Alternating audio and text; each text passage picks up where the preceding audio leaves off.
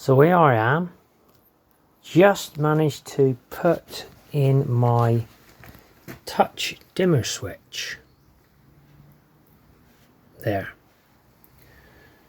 I've got it separate at the moment to the panel, but as you can see, as I turn the panel off, obviously the little switch, the little light stays on, which is going to be annoying if in the middle of the night. So I'm gonna have to try and wire it to the panel, but at the moment I've got it wired into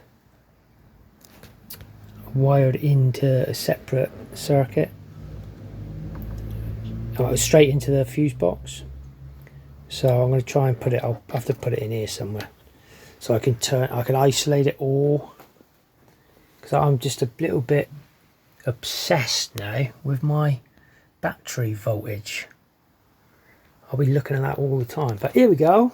Right, so ready. What I do is tap it on, tap it for off, touch and hold for the dim. Right, so here we go. Let's have a look. My little puck lights. Touch on, touch off,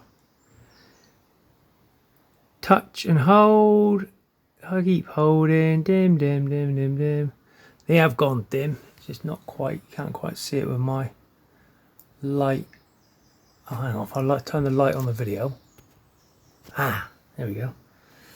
Touch and hold, touch off, touch and hold, dim, touch again, bright, dim. You might just be able to see it.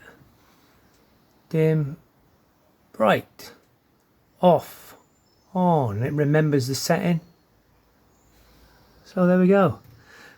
Another success. I'm getting pretty good at this. I'll see, yeah. There we go anyway. Pretty simple. Just a bit fiddly.